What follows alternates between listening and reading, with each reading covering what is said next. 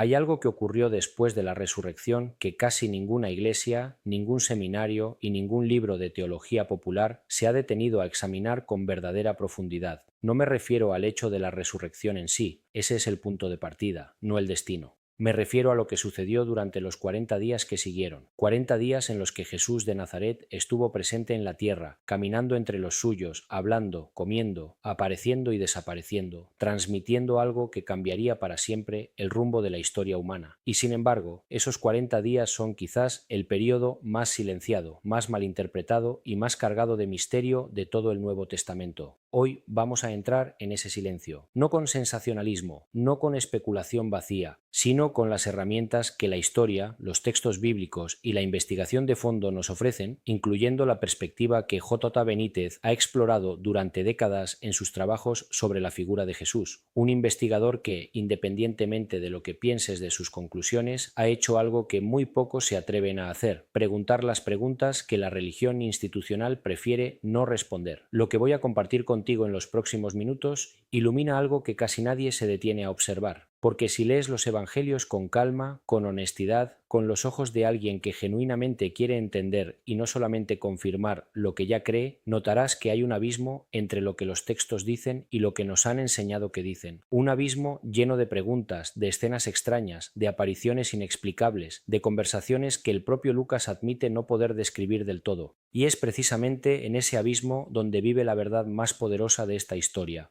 Quédate, porque esto no termina donde la mayoría de los sermones del domingo de resurrección terminan. Esto comienza justo donde ellos se detienen. Cuando el ángel habló a las mujeres frente al sepulcro vacío, no les dijo: «Ha resucitado, ahora vayan a construir una institución religiosa». Les dijo algo mucho más inmediato, mucho más urgente, mucho más personal: «Id deprisa y decid a sus discípulos que ha resucitado de los muertos y que va delante de vosotros a Galilea». Esa frase, «va delante de vosotros», es una de las más pasadas por alto en toda la narrativa pascual. No dijo: «los espera en Galilea». Dijo: «va delante», como si él ya estuviera en movimiento, como si el cuerpo resucitado de Jesús no fuera un cuerpo que descansa, sino uno que avanza, uno que ya está un paso adelante del miedo, de la duda, de la parálisis de sus discípulos. Y eso es exactamente lo que ocurrió durante esos 40 días. No fue un periodo de reposo místico, no fue una aparición fantasmal esporádica para consolar a los traumatizados. Fue un periodo de enseñanza intensa, de transmisión activa, de revelación progresiva. El libro de los Hechos de los Apóstoles lo dice con una claridad que a veces se lee demasiado rápido. A quienes también, después de haber padecido, se presentó vivo con muchas pruebas indubitables, apareciéndoseles durante 40 días y hablándoles acerca del reino de Dios. 40 días, muchas pruebas indubitables, hablando del reino de Dios. Entonces, la pregunta que deberíamos hacernos, la pregunta que J. Benítez plantea con una honestidad que incomoda, es esta: ¿dónde está el registro de esas conversaciones? ¿Qué dijo exactamente durante esos 40 días? ¿Por qué los evangelios canónicos, Mateo, Marcos, Lucas, Juan, son tan escuetos cuando se trata de describir ese periodo? ¿Por qué Lucas, que es el único que menciona los 40 días de forma explícita, nos da apenas un puñado de escenas cuando él mismo admite haber investigado todo desde el principio con exactitud? Aquí hay un detalle que casi nadie ha notado. Si sumas todas las palabras registradas de Jesús durante esos 40 días por resurrección en los 4 evangelios, apenas llenan unas pocas páginas. 40 días de conversaciones con el Hijo de Dios resucitado, y tenemos menos de lo que dura un sermón de domingo. Eso no es casualidad, eso es una laguna, y las lagunas en los textos sagrados tienen su propia voz, si sabes escuchar. Para entender verdaderamente lo que ocurrió durante esos 40 días, necesitamos regresar a un contexto que la mayoría de las homilías dominicales omite por completo: el estado emocional, espiritual y psicológico de los discípulos en ese momento. Porque Jesús no apareció ante seres iluminados y preparados, apareció ante hombres y mujeres rotos. Pedro había negado a su maestro 3 veces, y la vergüenza de esa negación no desaparece de un día para otro, ni siquiera cuando el sepulcro está vacío. Tomás, ese hombre al que la historia ha tratado injustamente, llamándolo el incrédulo, cuando en realidad era simplemente honesto, le dijo al grupo que no podía creer sin evidencia tangible. Los discípulos de Emaús caminaban alejándose de Jerusalén, lo cual es significativo. Se estaban yendo, no estaban esperando la resurrección con fe serena, estaban huyendo del fracaso. Y los 11, encerrados en un cuarto con las puertas cerradas por miedo a los judíos, según Juan capítulo 20, no estaban en postura de recibir iluminación cósmica, estaban escondidos. Es en ese contexto de vergüenza, duda, miedo y desorientación donde Jesús decide aparecer. Y aquí es donde la figura de Cristo resucitado se vuelve radicalmente diferente a cualquier personaje mítico o religioso de la antigüedad. No aparece ante los poderosos, no valida a los que tenían razón, no castiga a los que fallaron, aparece precisamente ante los quebrados. Y la primera palabra que les dirige no es un reproche, es Shalom, paz.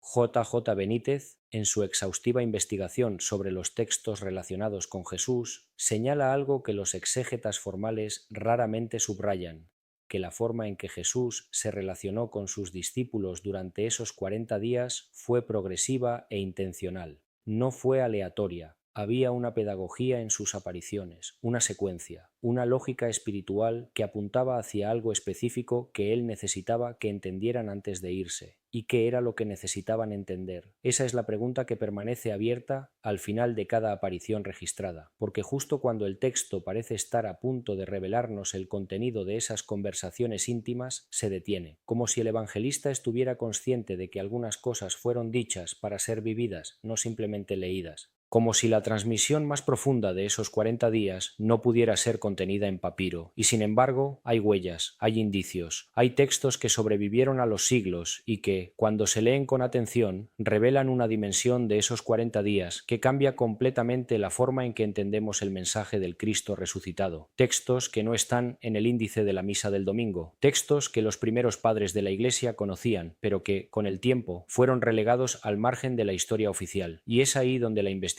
se pone verdaderamente interesante. Existe un documento que muy pocos creyentes comunes conocen por su nombre, aunque muchos teólogos lo han estudiado en privado con fascinación. El Evangelio de Felipe no es un texto canónico, no forma parte de la Biblia que la mayoría de las personas tiene en su hogar, pero fue encontrado en Nag Hammadi, Egipto, en 1945, junto a otros 50 textos que habían permanecido enterrados durante casi 2000 años, y lo que dice sobre la naturaleza del cuerpo resucitado de Jesús y la forma en que él se comunicó con sus discípulos después de la resurrección no es trivial. El Evangelio de Felipe describe el cuerpo resucitado de Cristo no como un fantasma ni como una continuación biológica del cuerpo anterior, sino como lo que llama un cuerpo de luz, una forma de existencia que podía ser percibida físicamente, que podía comer y ser tocada, pero que al mismo tiempo no estaba sujeta a las limitaciones del espacio y el tiempo que conocemos. Y curiosamente, eso coincide exactamente con lo que los evangelios canónicos describen sin explicar. Jesús aparece en una habitación con las puertas cerradas. Jesús desaparece de la mesa de Emaús en el instante en que los discípulos lo reconocen.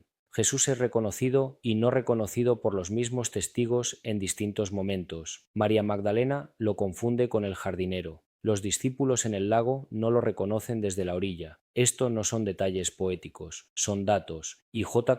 Benítez los ha tratado precisamente como datos, observaciones de testigos que describieron algo que no tenían categorías mentales para explicar, y que por esa misma razón sus descripciones resultaron fragmentarias, contradictorias en apariencia, pero coherentes en su núcleo. Aquí hay algo que casi nadie menciona en los estudios populares sobre la resurrección, el hecho de que Jesús comió. En Lucas 24:43, después de la resurrección, Jesús toma un trozo de pescado asado y lo comió delante de ellos. No es un gesto simbólico, es un acto deliberado de demostración. Estaba diciéndoles algo que las palabras no podrían transmitir con la misma contundencia. Esto es real. No soy un espíritu, no soy una alucinación colectiva. Estoy aquí. Y al mismo tiempo, ese mismo cuerpo que come pescado atraviesa paredes, aparece y desaparece a voluntad. La paradoja no es un error del texto, la paradoja es el mensaje. Pero aquí hay un detalle que casi nadie ha notado en profundidad. Esa paradoja, un cuerpo que come y atraviesa paredes, no era algo nuevo en la tradición judía. Era exactamente lo que los textos apocalípticos y la tradición enóquica describían como la naturaleza de los seres celestiales que interactuaban con los humanos. Los ángeles en el Génesis comieron con Abraham en el encinar de Mamré y, sin embargo, eran ángeles. La pregunta entonces no es si el cuerpo resucitado de Jesús era real o no. La pregunta es, ¿real en qué dimensión, bajo qué categoría de existencia, en qué nivel de de la realidad que estamos apenas comenzando a vislumbrar. Y es en este punto donde todo empieza a tener sentido de una manera que las categorías religiosas convencionales no alcanzan a contener del todo. Uno de los textos que más luz arroja sobre el contenido de las enseñanzas de Jesús durante esos 40 días no es un texto gnóstico ni apócrifo, sino uno que está en plena vista dentro de la Biblia, en el corazón del Nuevo Testamento, y que casi siempre es leído sin entender su alcance completo.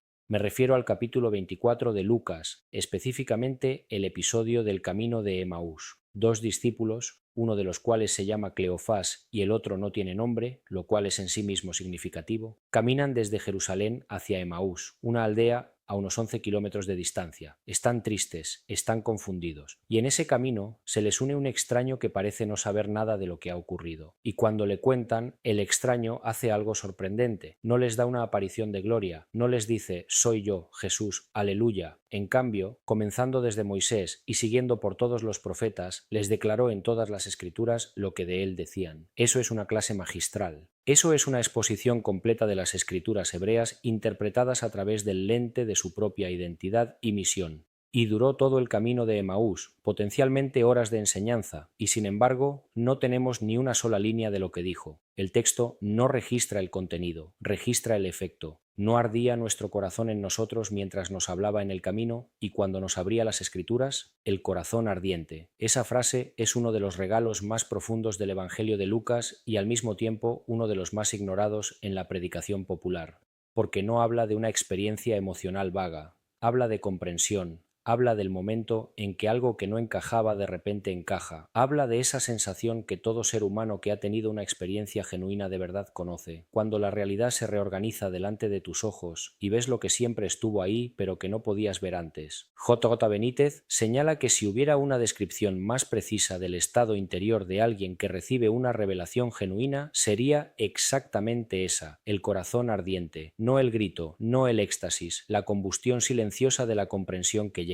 Y luego, en la mesa, cuando Jesús toma el pan y lo parte, el mismo gesto que había hecho en la última cena, los ojos de ellos se abren, lo reconocen, y en ese instante él desaparece, como si el reconocimiento fuera el punto final de esa aparición, como si hubiera venido específicamente para encender ese fuego, y una vez encendido, su presencia física ya no fuera necesaria. Ahora bien, esto no es solamente una historia hermosa sobre dos discípulos desilusionados que recuperan la fe. Esto es un patrón que se repite en casi todas las apariciones de esos 40 días, y que revela algo sobre la naturaleza del Cristo resucitado que ninguna dogmática formal ha logrado articular del todo. Jesús, después de la resurrección, no vino a ser adorado, vino a enseñar, vino a transformar la comprensión de aquellos que lo seguían, para que pudieran hacer lo que él no podría hacer una vez que ascendiera. Pero esa transformación tenía condiciones, y es ahí donde la investigación se profundiza aún más. Si examinas todas las apariciones de Jesús durante los 40 días, y hay más de las que la mayoría de las personas puede nombrar de memoria, encontrarás que nunca aparece ante sus enemigos, nunca se presenta ante Pilato para reivindicarse.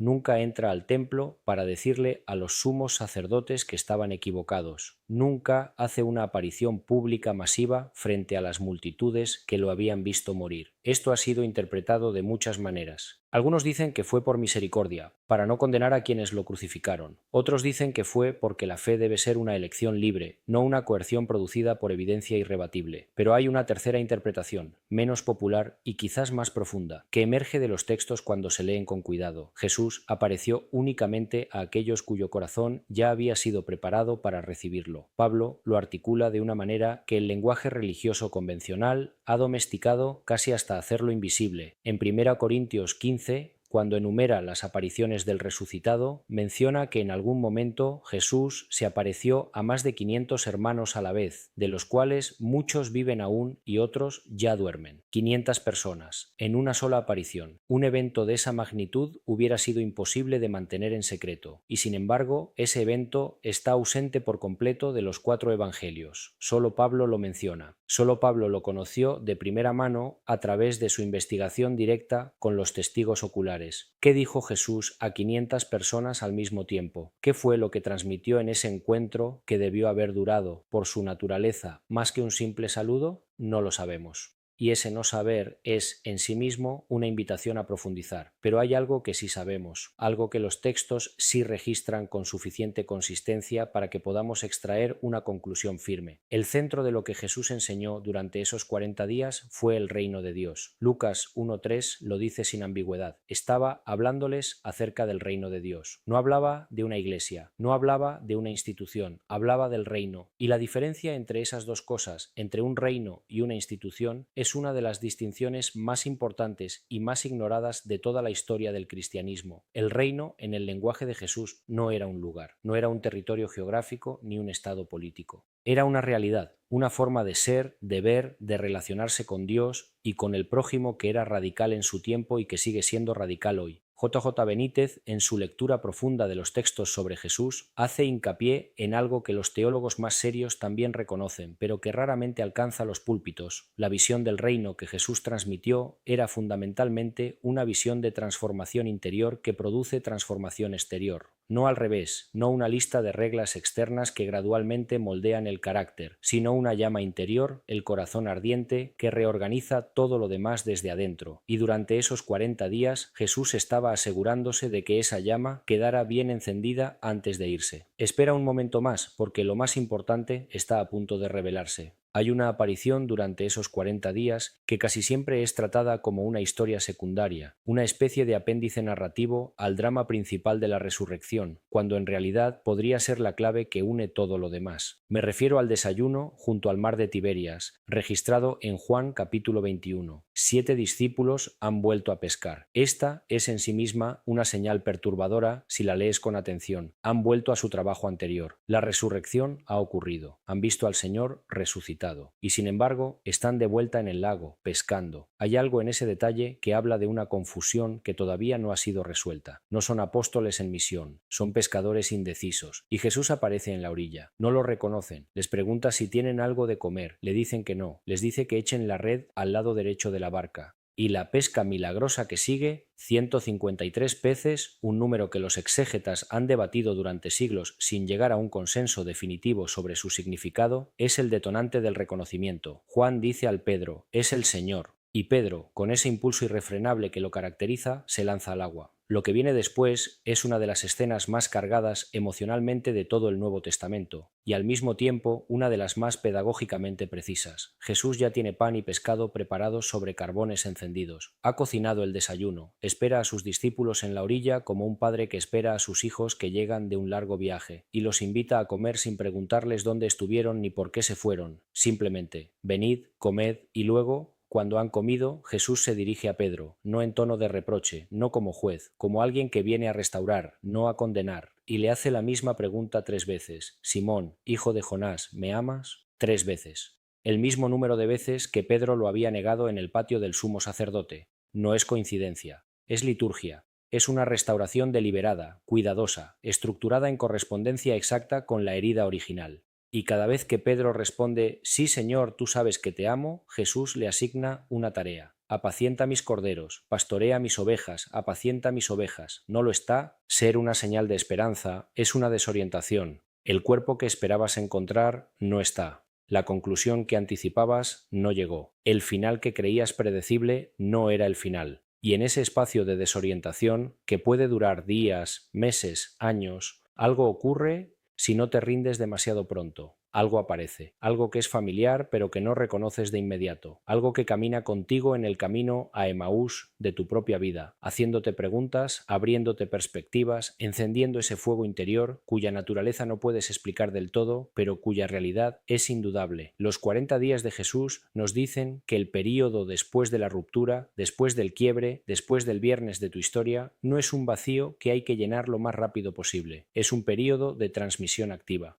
Un período en el que, si tienes la disposición de Tomás, el valor de decir honestamente lo que necesitas, y la sensibilidad de los discípulos de Emaús, la apertura para que alguien camine contigo sin que lo reconozcas de inmediato, algo se enciende en ti que no se puede apagar. El mundo actual vive en una crisis de discernimiento. Hay demasiadas voces, demasiados mensajes, demasiada información que llega en fragmentos que no se conectan entre sí y que generan más confusión que claridad. Y en medio de esa crisis, la propuesta de los 40 días sigue siendo radicalmente relevante. No busques el espectáculo, no esperes la aparición gloriosa que resuelva todas tus dudas de un golpe. Presta atención a lo que arde en tu interior cuando algo verdadero te alcanza, esa combustión tranquila, esa sensación de que algo encaja, ese reconocimiento que no necesita validación externa. Eso es lo que los discípulos de Emaús llamaron el corazón ardiente. Y J. Benítez, en toda su trayectoria investigativa sobre la figura de Jesús, converge en algo que los mejores maestros espirituales de todos los siglos también han señalado, que la experiencia de lo sagrado no se produce por acumulación de información correcta, sino por disponibilidad interior, por humildad, por la willingness, ese término que en español no tiene un equivalente exacto, de ser sorprendido por lo que creías que ya entendías. Hay una última dimensión de los 40 días que no puede omitirse en una exploración honesta como esta, y que tiene que ver con el final de ese periodo, la ascensión. Lucas la describe en Hechos 1:9 con una economía de palabras que resulta casi desconcertante dado el peso del evento. Y habiéndolo dicho, le fue alzado y le recibió una nube que le ocultó de sus ojos. Una nube lo ocultó de sus ojos, y los discípulos estaban mirando fijamente al cielo cuando dos ángeles aparecen y les dicen: «Varones Galileos, ¿por qué estáis mirando al cielo?».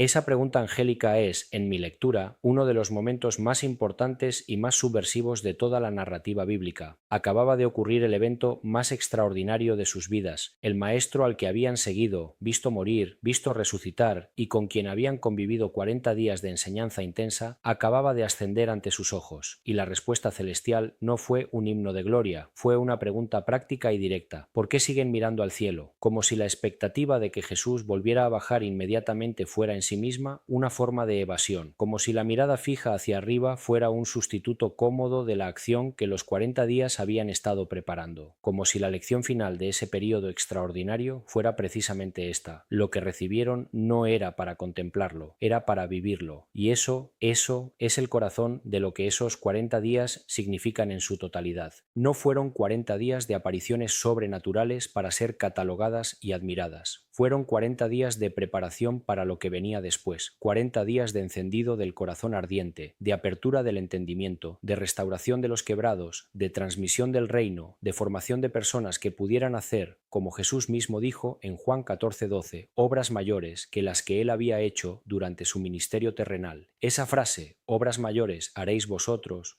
es quizás la afirmación más audaz de todo el Nuevo Testamento, y es la que más claramente nos revela el propósito de esos 40 días. No estaba construyendo adoradores, estaba formando continuadores. No estaba creando una religión sobre él, estaba transmitiendo una forma de vida que era en sí misma una demostración del reino. Me detengo aquí un momento para invitarte a que te hagas una pregunta honesta, sin prisa, sin la presión de responderla correctamente. ¿Cuántas veces has leído o escuchado la historia de la resurrección y has llegado al domingo de Pascua y te has quedado en el domingo de Pascua? Como si la historia terminara con el sepulcro vacío, como si el aleluya fuera el punto final y no el punto de partida. Los 40 días nos dicen que el sepulcro vacío no es la meta, es la condición, es el espacio que se abre cuando lo que tenía que morir ha muerto. El miedo, la rigidez religiosa, la comprensión estrecha de quién es Dios y cómo actúa, para que algo nuevo y más vivo pueda tomar forma. Y ese proceso de tomar forma no dura un domingo por la mañana, dura 40 días, o 40 años, o toda una vida. La tradición bíblica usa el número 40 de manera consistente para señalar periodos de formación, prueba y preparación. 40 días en el arca de Noé, 40 años en el desierto,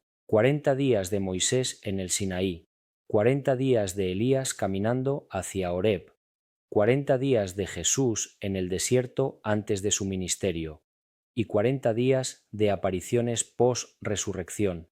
El patrón no es accidental.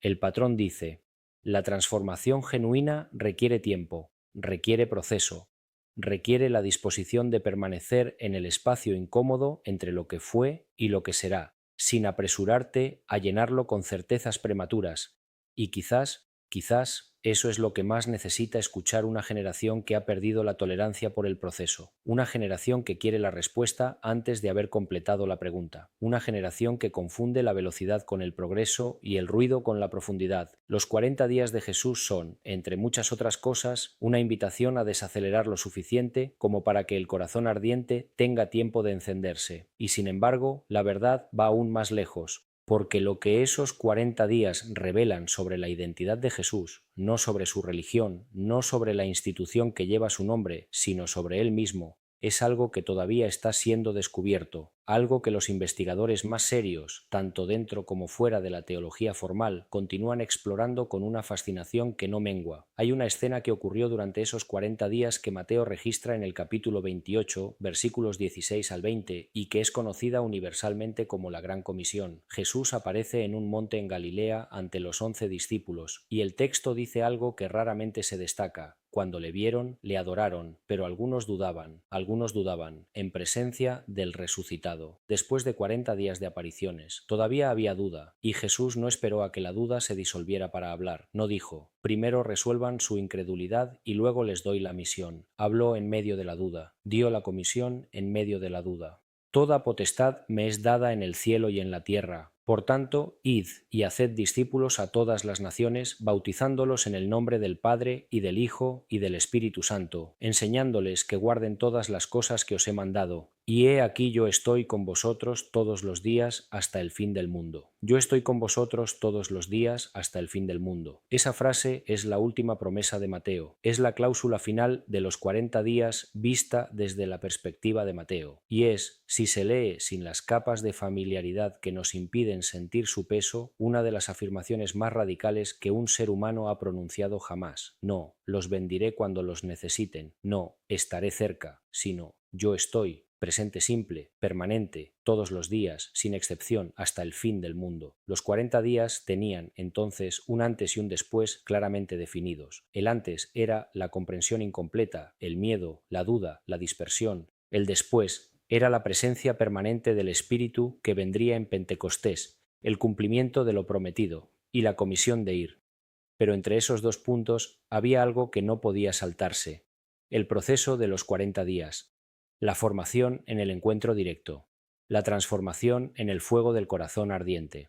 J. Benítez ha dedicado décadas a explorar la figura de Jesús desde una perspectiva que desafía tanto al creyente cómodo como al escéptico cómodo. Y lo más valioso de su trabajo, independientemente de las conclusiones específicas a las que llega, que cada persona debe evaluar con su propio discernimiento, es precisamente la insistencia en hacer las preguntas que otros evitan. ¿Qué dijo Jesús exactamente durante esos 40 días? ¿Qué enseñanzas transmitió que no quedaron registradas? ¿Qué sería diferente en nuestra comprensión del mensaje de Cristo si tuviéramos acceso completo a esas conversaciones? Son preguntas que no tienen respuesta definitiva, pero el hecho de que no tengan respuesta definitiva no las hace menos importantes, las hace más importantes, porque nos obligan a relacionarnos con el misterio sin pretender haberlo resuelto, nos obligan a habitar la pregunta en lugar de refugiarnos en la respuesta heredada, y esa disposición, la de habitar honestamente la pregunta, es en sí misma una forma de fe. No la fe como certeza intelectual de proposiciones doctrinales. La fe como confianza activa en que la verdad, aunque no la poseas completamente, es real y vale la pena buscarla. La fe como el gesto de Pedro lanzándose al agua sin saber exactamente cómo va a llegar a la orilla. La fe como Tomás diciendo honestamente lo que necesita y luego, cuando lo recibe, pronunciando la confesión más alta del cuarto evangelio. Esa es la fe que los 40 días producen, no la fe del sermón tranquilizador, la fe del encuentro real, del corazón ardiente, de la restauración a la orilla del lago, de la comisión pronunciada en medio de la duda que todavía no ha desaparecido. Si hay algo que estos 40 días nos dicen sobre el presente, sobre este momento específico de la historia humana, con toda su complejidad, su fractura, su búsqueda desesperada de significado, es esto: el tiempo de la formación no ha terminado. Vivimos en una época que tiene una relación extraña con lo sagrado. Por un lado, hay un hambre espiritual real y profunda en millones de personas que ya no encuentran satisfacción en las formas religiosas institucionales, pero que tampoco encuentran satisfacción en el materialismo secular que prometía reemplazarlas.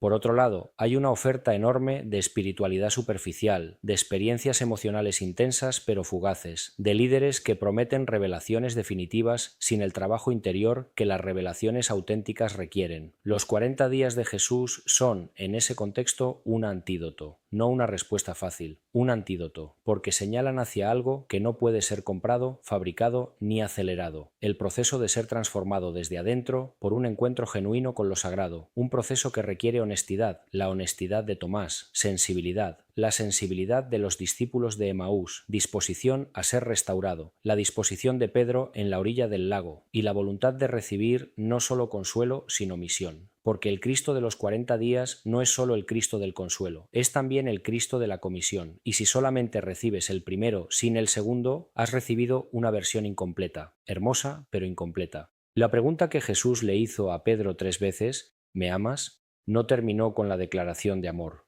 terminó con la tarea. Si me amas, apacienta mis ovejas.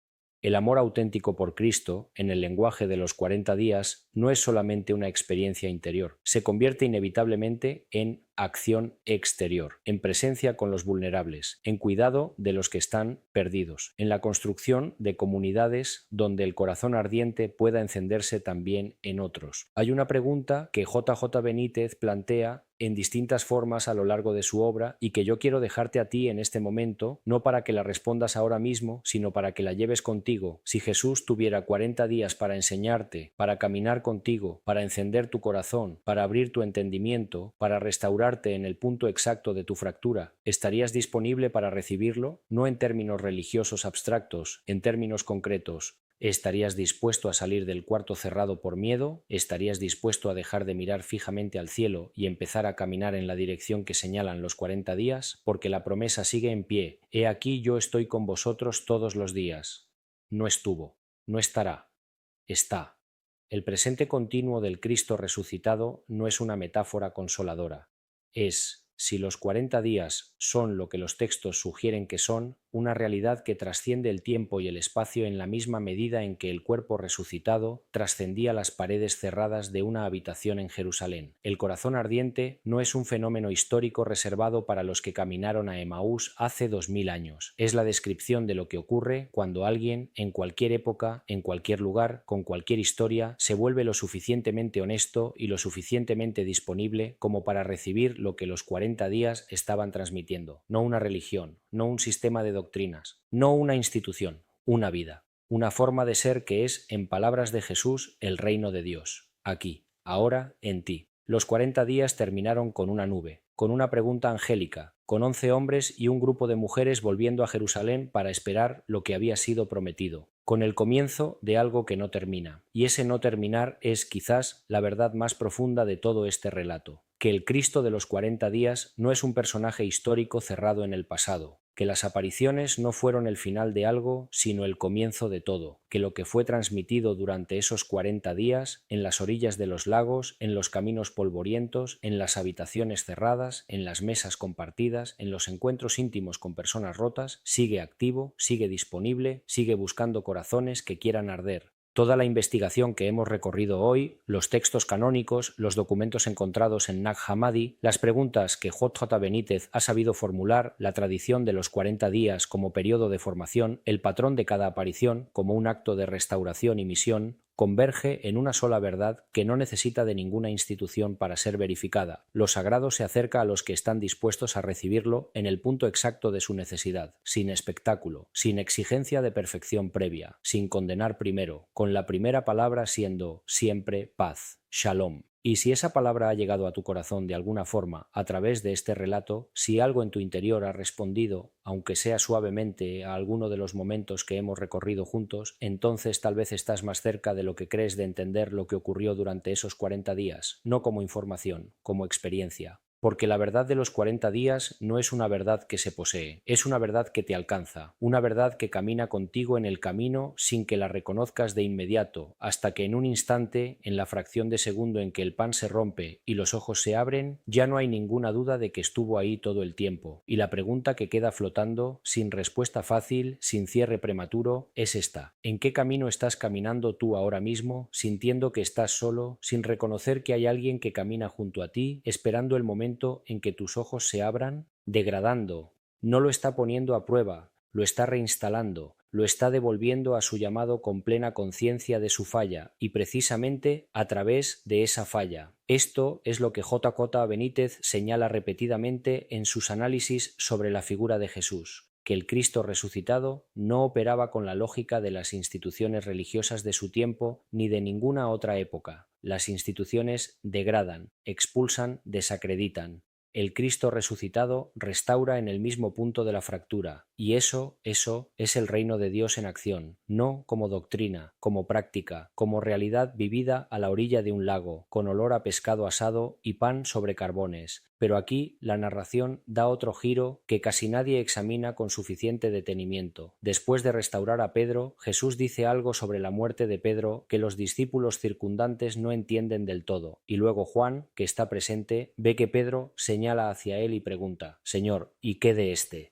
Y Jesús responde con una de las frases más enigmáticas de toda la narrativa post-resurrección: «Si quiero que él quede hasta que yo venga, ¿qué a ti? Sígueme tú». Esa frase generó en los primeros siglos del cristianismo la creencia de que Juan no moriría antes del regreso de Cristo. El propio evangelista lo aclara al final del capítulo. No le dijo Jesús que no moriría, pero la aclaración es necesaria precisamente porque la frase era suficientemente ambigua para generar esa interpretación. Y esa ambigüedad, lejos de ser un descuido literario, es parte de un patrón que se repite a lo largo de los 40 días. Jesús enseñaba en niveles. Lo que era dicho para la oreja era diferente de lo que era dicho para el corazón, y ambos niveles coexistían en las mismas palabras. Ahora es necesario hablar de algo que la investigación seria, tanto la teológica como la histórica, ha examinado con renovado interés en las últimas décadas y que J.J. Benítez ha traído a un público más amplio con su estilo narrativo característico: los textos que no entraron en el canon, pero que circularon entre las primeras comunidades cristianas y que arrojan luz directa sobre los 40 días. El Evangelio de María Magdalena, un fragmento que sobrevivió apenas parcialmente y que fue encontrado en el siglo XIX en El Cairo, registra algo que no tiene paralelo en los textos canónicos: una conversación extensa entre Jesús y María Magdalena después de la resurrección, en la que él le transmite enseñanzas sobre la naturaleza del alma, la visión espiritual y el camino hacia el Padre, que trascienden completamente el lenguaje doctrinal de lo que se convirtió en el cristianismo institucional. En este texto, Jesús le dice a María: «Feliz eres tú por no haber vacilado al verme. Donde está la mente,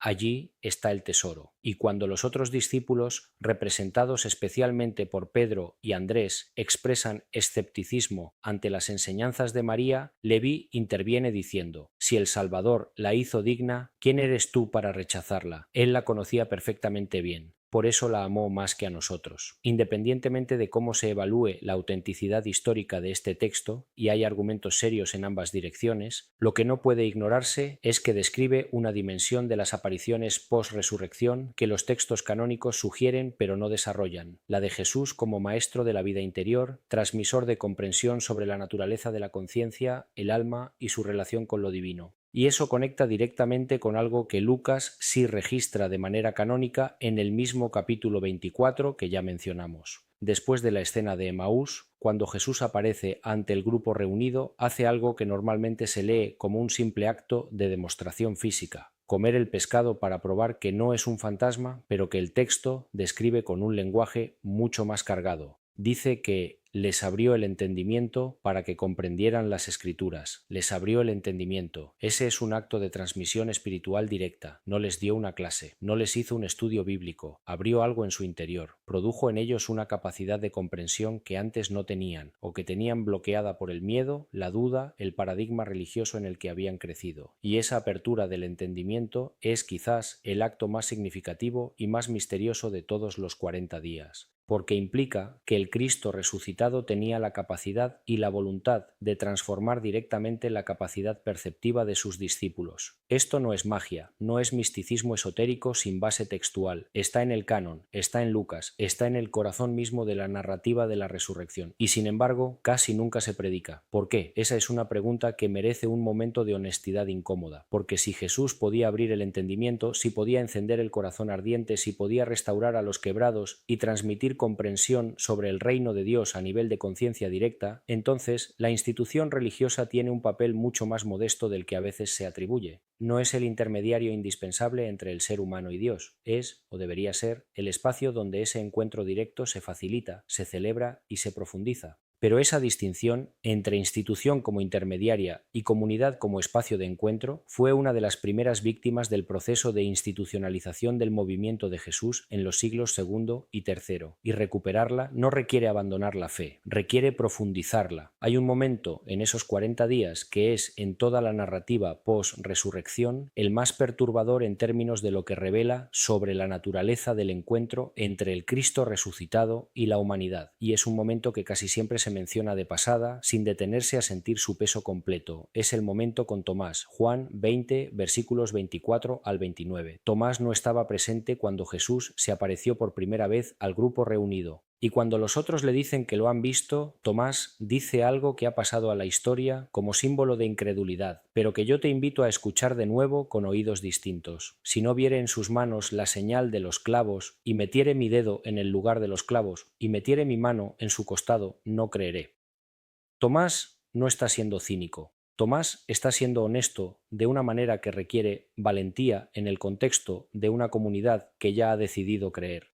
Él ha perdido a alguien que amaba. Él vio la crucifixión o supo de ella, y no puede permitirse creer en algo que podría ser una ilusión colectiva solamente porque los demás lo aseguran. Necesita experiencia directa, personal, táctil. Y 8 días después, 8 días en los que Tomás tuvo que vivir en esa tensión entre el deseo de creer y la honestidad de la duda, Jesús aparece de nuevo y se dirige directamente a Tomás. Pon aquí tu dedo y mira mis manos, y acerca tu mano y métela en mi costado, y no seas incrédulo, sino creyente. Lo que viene después es quizás el momento de fe más dramático y más auténtico de todos los evangelios. No sabemos si Tomás realmente tocó las heridas. El texto no lo dice. Lo que dice es lo que Tomás respondió: Señor mío y Dios mío. 2 palabras en el original griego, Kyrios y Theos, que en conjunto constituyen la confesión de fe más alta registrada en todo el cuarto evangelio. No Pedro, no Juan, Tomás, el que había dudado. Y la respuesta de Jesús, la última bienaventuranza del cuarto evangelio, está dirigida no a Tomás, sino a través de Tomás a todos nosotros.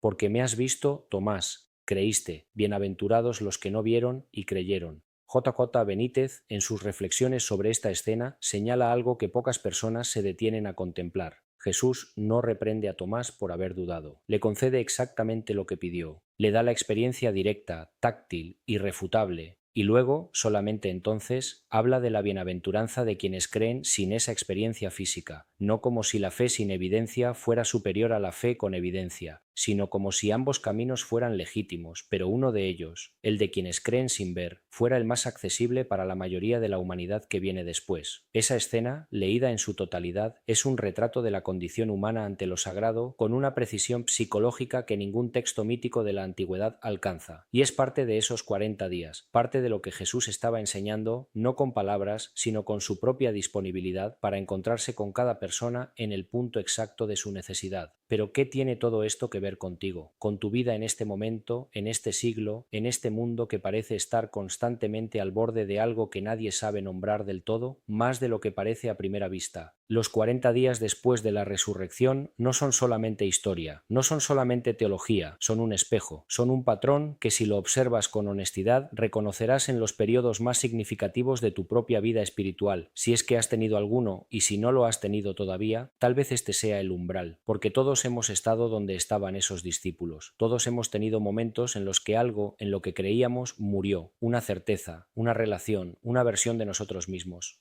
y en los que el sepulcro vacío no fue inmediatamente una buena noticia, sino una fuente de confusión adicional. El sepulcro vacío antes de 1910